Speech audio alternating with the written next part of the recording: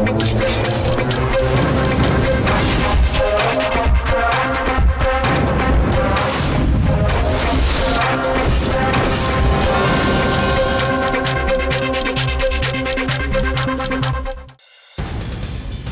world watched closely as the Supreme Court missed its date with history.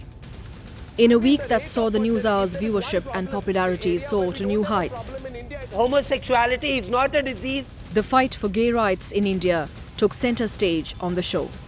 We focused on the fight against an archaic law, and India agreed.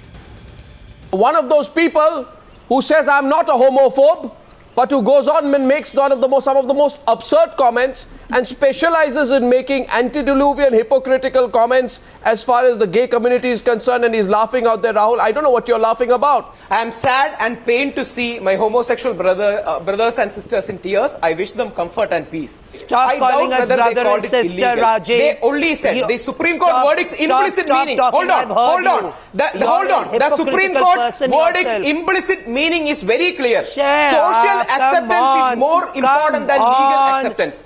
Supreme Court gave a very clear vision saying social acceptance is more important than legal acceptance. And third very important request and humble submission to all homosexual communities: please don't run a high-shrill heterosexual people, anti-heterosexual people campaign. Let us have a sensible engagement with each other.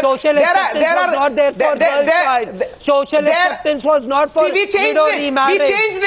We changed it. And remember, it is and even the most blunt person in Indian media, Mr. Arnab Goswami, will have to accept it's a very nuanced debate. 1 minute, Rahul Ishwar, that's a ridiculous argument of social acceptability. Lakshmi, 1 minute.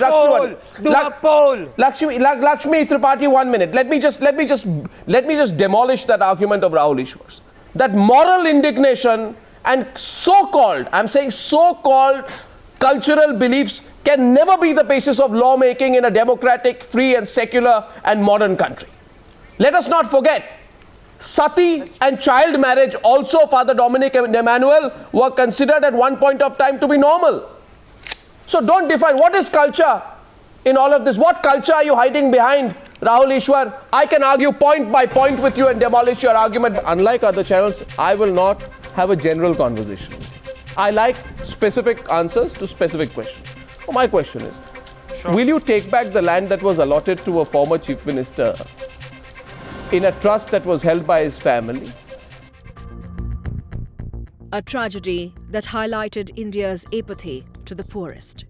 When our children were fed with pesticides, only one news show investigated the truth behind the story. Enough is enough. You see, I'll tell you today, you've not realized that the anger of the people has reached tipping point. It wasn't about political mudslinging, as some were making it out to be. It was pure indifference. And the News Hour was about to expose that. You want your state government to be given a reward or a prize for filing an FIR? You think that we should say thank you for filing a FIR? I'm talking about the statement of P.K. Shahi, your education minister, and enough is enough, Mr. Dr. Alok, enough is enough. You see, I'll tell you today, you've not realized that the anger of the people has reached tipping point. I want to ask you today, why don't you sack your education minister for saying that there was a political conspiracy behind this incident? Sack that headmistress. On what basis did he say that? Why should we sack our education minister? Because what he has, he has said on the basis of the investigations that were carried out by the police. What investigation? What investigation? Indicated that they were phosphorus poisoning. Why? What investigation? Why did you politicize the incident? We didn't politicize the incident. The incident was politicized by the opposition itself. We just came out on clarity. Of course you politicized it. Have the decency. You were telling us that we are inactive. Have the decency to own up that you politicized it. President of the BCCI is not Superman. The president of the BCCI is not elected by a billion Indians. The president of the BCCI is in a situation where he's being asked questions of conflict of interest. There are questions of the illegality of what his son-in-law did. One building in South Mumbai united $1 billion in the fight against corruption in 2013. It wasn't just about Campa Cola. The fight was bigger. The News Hour was fighting the nexus that was responsible We were forced into illegalities by the corrupt. for the institutionalized corruption that plagues most Indian metros. The system is unfair to the honest Indian. But the political double standards is what we questioned on the show. Milind Deora, does it worry you? Does it scare you that today the people who are coming out saying that we were forced into illegalities by the corrupt system? Yeah, well, in terms of Campa Cola, in my view, it's sort of symbolic of a much larger malaise that exists in our cities with regards to, like someone said before, a nexus that exists, a very cozy relationship between politicians, builders, bureaucrats. And I'm sorry, Arna, but of late, there's one more stakeholder who's been added into that ecosystem, and that's the media. What is happening is now the lines are blurred. No, so somebody who I don't know what. builder, No, one said, second. One minute. Let me say one thing. Interesting comment you make there, but please keep me out of it. Keep us out of it. Okay? The media here is purveying the system. One minute. I didn't name one minute. One sec. But the reality the reality is this. Let me just finish. The reality is that the reality is this now. I've realized that to continue to work the way they are working and to continue to dupe people like the residents of Campa Cola, it is a fact, and I admit it as a politician also, that they choose to say, what is the next best way I can acquire power to continue my activities? Let me be a politician. Maybe let me have some kind of association with a particular media group. I'm not naming anyone. With maybe become a municipal corporation. See, I don't talk in general. The difference, Milind. That is the larger Milind Deora. And it happens. No, Milind Deora. I'll tell you one thing. Unlike other channels, I will not have a general conversation with you. I like specific answers to specific questions. My question is, will you take back the land that was allotted to a former chief minister in a trust that was held by his family at 1/5 the market price, if I were to give you such an instance, as reported in the media? Will you take back the land allotted to a certain minister's foundation at a huge discount in the state of Maharashtra? Will you force the deputy chief minister to give up access to the house in which he lives in the flat next door in your government, which you are supporting, because alterations have been made out there? And by the way, Kiran Kher, interestingly, will you also protest against Gopinath Munde? Because I saw his name in the list, didn't I?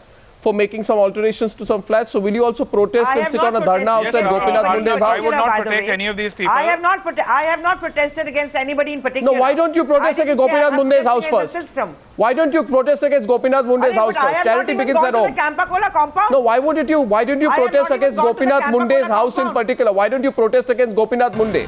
There were reports that your political rivals, those who feel threatened by you, Arvind, those who are insecure about you, have made some people work on Anna Hazare in such a way to spoil the relationship between you and him. That there are very, very big political and vested interests in the country. Whether it was tracking Gurunath Mayappan or questioning his father-in-law N. Srinivasan, no news show followed the BCCI tussle as closely as we did. We questioned the internal cover-up and exposed the compromise day after day until the issue was resolved. I'm asking you today, Mr. Shirke, why is everybody hiding behind everybody? The whole committee meeting, what Mr. Niranjan Shah, I guess he was trying to imply, was it started on the premise where the president said that I am not going to resign at all. Okay, when the president made it clear and reiterated his stand, which he has been taking for the last so many days, that he is not going to resign. No, one second. The president of the BCCI is not Superman. The president of the BCCI is not elected by a billion Indians. The president of the BCCI is in a situation where he's being asked questions of conflict of interest. There are questions of the illegality of what his son-in-law did. There are serious questions of probity and propriety which have been raised. So if the same person stands up and says, no, you know what, I don't feel like resigning. And after that, if you say now that he has said we don't feel like resigning, there's no question. The fact of the matter is this, Mr. Shirke, that the people of India feel a quiet power compromise was carried out. He did not say that he does not feel like resigning. Well, he said there is no need. Absolutely clear that he is not going to resign. No, so what? So what if he doesn't want? Well, what happened to the other BCCI members? What happened to the other BCCI? Who challenged him? Who challenged him in the meeting? See, the Mr. Bindra challenged him, and me What and about the Sanjay others? Jagdale also in a way have challenged it by not agreeing. So what happened to the others? Why did they all fall quiet? Why? Why? No newsmaker has shied away from the news hour in 2013. And the year's biggest one chose this news show to break his silence in his first post-election interview. There are very, very big political and vested interests in the country. जिनको ये लगता है कि अगर अन्ना और अरविंद एक साथ आ गए इस देश में तो एटम बम बन जाएगा. It was here that Kejriwal opened up for the first time on Anna and his plans to bite the bullet in New Delhi. Is there any possibility of you and Anna Hazare working together or standing together on the same platform? I would love to do that. I pray to God that that happens. You pray to God that that happens? You think it's possible even now, after what has happened? Of course, मेरी तरफ से कोई गिला शिकवा नहीं है. मेरी तरफ से कोई मन में गलत भावना नहीं है. And if Anna Hazare is watching, what would you like to say to him? Because you said a few days back that, people don't let me reach out to him. 2 weeks back in an interview to Times Now, you said that, I am trying to reach him, but there are people around him. I have not even been able to reach out to him. What would you say to him? मैं उनको यही कहूँगा कि अन्ना जी आप अपना आशीर्वाद बनाए रखिए. आप अगर हम कोई भी गलत काम करें, आप हमें डांट सकते हैं, आप हमें सलाह दे सकते हैं, और जो भी आप सलाह देंगे, जो भी आप बताएंगे, हम उसको पालन करने की कोशिश करेंगे. There were reports that your political rivals, those who feel threatened by you, Arvind, those who are insecure about you, have made some people work on Anna Hazare in such a way to spoil the relationship between you and him. There have been these reports. What do you think about that? That I agree. It's not just that. There are very, very big political and vested interests in the country. जिनको ये लगता है कि अगर अन्ना और अरविंद एक साथ आ गए इस देश में तो एटम बम बन जाएगा. तो इन दोनों को अलग रखना है. और कई 100 करोड़ रुपए खर्च किए गए हैं मेरे को और अन्ना को अलग रखने के लिए. और ऐसी बहुत बड़ी बड़ी ताकतें हैं जो हमको अलग रखने की कोशिश कर रही हैं. पर देखते हैं कुदरत ने क्या सोचा है. किन पॉलिटिकल पार्टीज की ये सोच है? किन vested interests, all kinds of vested interests. Which political parties? Arnab, सारी पार्टियों में जो गलत लोग हैं वो सारे इकट्ठे हुए पड़े हैं.